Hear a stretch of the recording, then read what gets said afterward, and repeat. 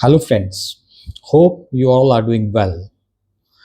I am Om and I welcome you all to this series of talks on spirituality and Indian Vedic philosophy. The ancient Indian Vedic philosophy gives us a profound understanding and deep insight into the various life skills which help us to navigate very smoothly and happily the life. The teachings of Vedic philosophy have been dispersed through various means like scriptures, mythological stories, and Upanishads. Today, in this series of talks, I am going to share with you a very beautiful mythological story which gives a great lesson about relationship. The story tells us that how different attributes of relationship impact our relations with different people, be it the relationship between the spouse, the parents and children, siblings, and our relations with society. I'm sure you would love this story and you will try to inculcate the learning from the story. The story goes like this. In ancient India, there was a mighty king whose kingdom was very big and who was very affluent. He had one daughter who was very beautiful, very talented, and eligible for marriage. In ancient India, there was a custom that whenever a king intends to marry his daughter, he used to call Swayamvar. Swayamvar means a process through which the bride or the girl was given the option to choose the groom from among the many eligible bachelors. So he calls the princess from different kingdoms to participate in that process. So, based on the merits, likings of the bride, she has to choose the one whom she want to marry. Now, different princes comes from the surrounding kingdoms. So, girl evaluates them basically, and somehow she finds that out of many, three princes were at par, and she thought that she has an equal liking for the three princes, and she is in dilemma that whom to marry. Now, what she proposes that I find all these three suitable for marriage. I am not in a position to decide. So I suggest that they should stay in our palace for say 6 months. We will have interaction in between. I will try to understand them and they will understand me. Based on this, finally I will decide whom I have to marry. The princess was very beautiful. All the three princes agreed to the proposal. Now, somehow the story takes a turn. After 1 month, the princess falls ill and her illness becomes severe and severe, and she is unable to recover. After 3 months, because of this chronic illness, the princess dies. The whole kingdom is in great shock. All the three princes who were really in love with the princess were in great shock and grief. But now there is no way. The princess is no more. So she was taken to graveyard and burnt, like in Hindu philosophy, the body is burned. The three princes were in a great shock and grief.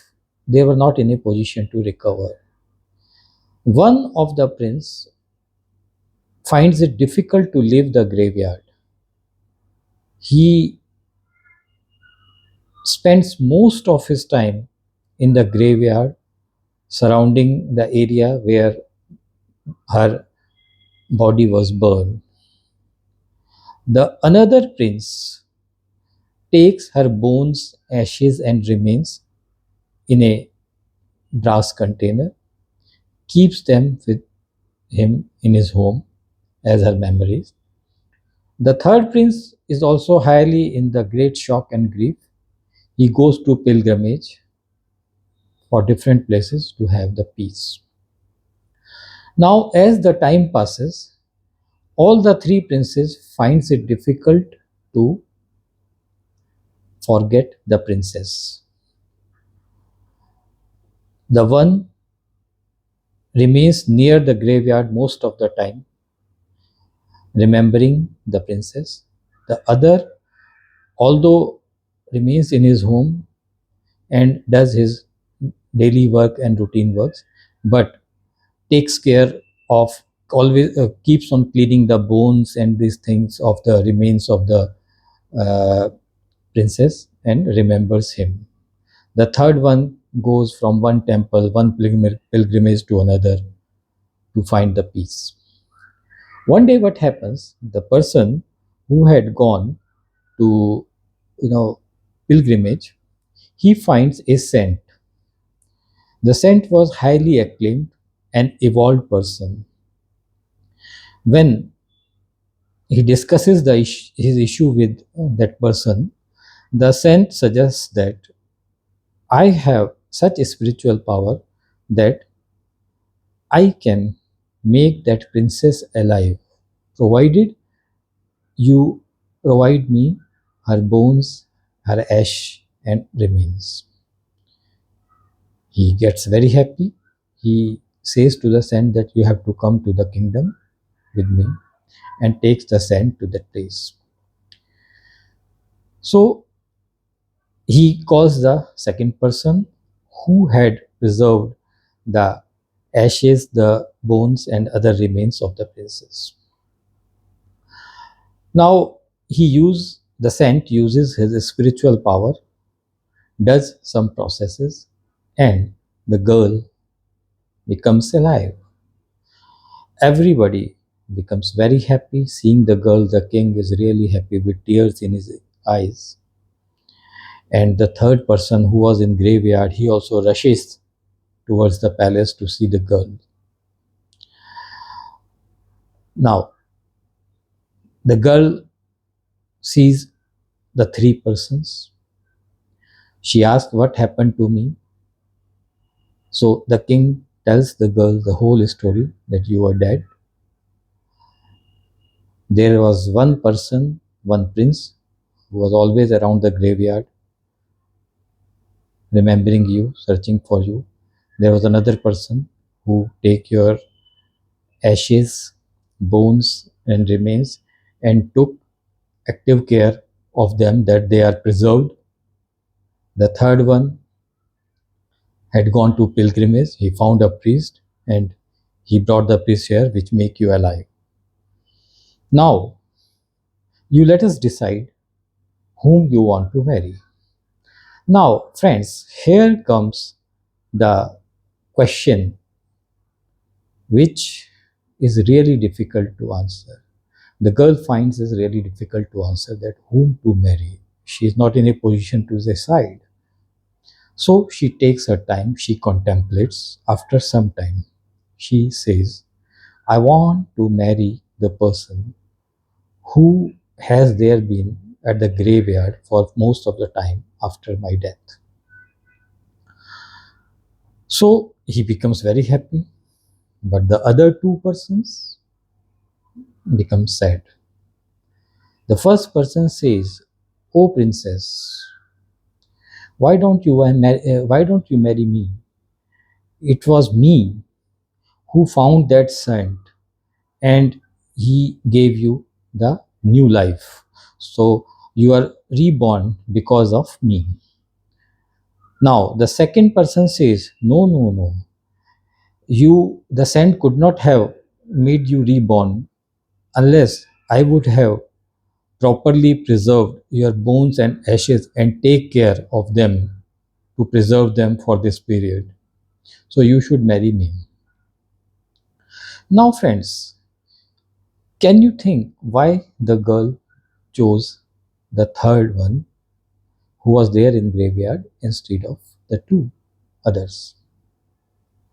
Here comes the most important lesson about the relationship which our ancient rishis have understood, which is even relevant, rather more relevant in today's time.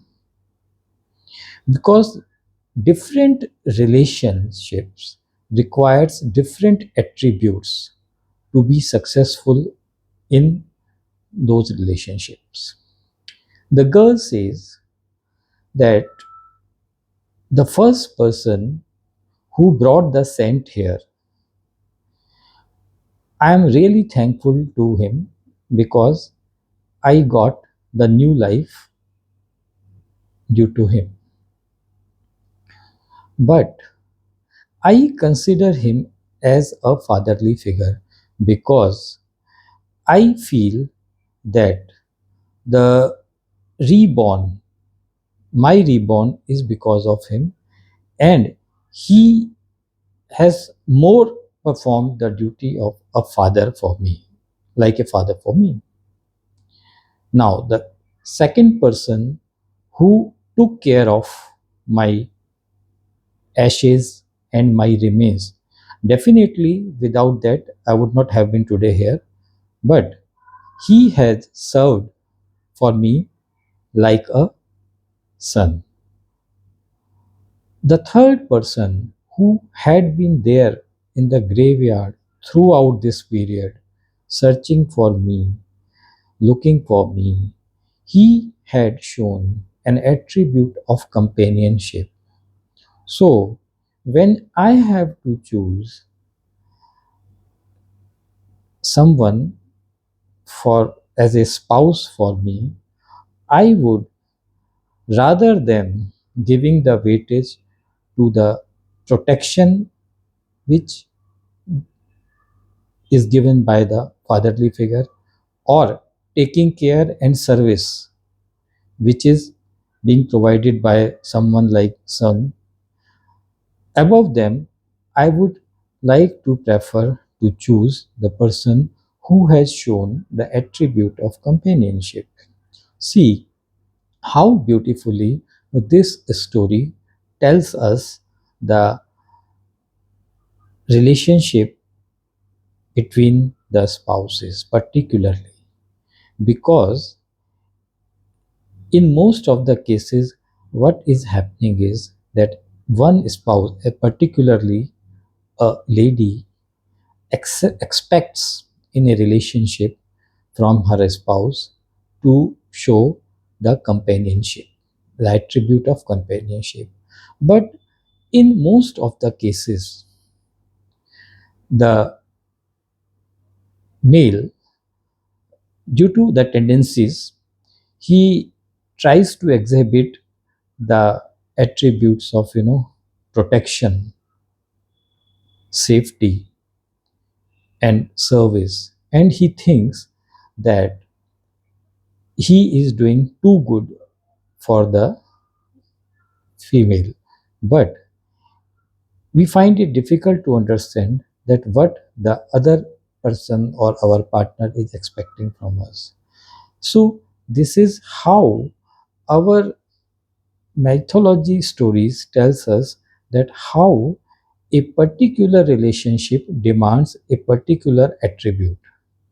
Like for a spouse, the most critical relationship is attribute is companionship. So I hope you would have loved this story. I will come back with stories, similar stories on other topics also. Thank you. All the best.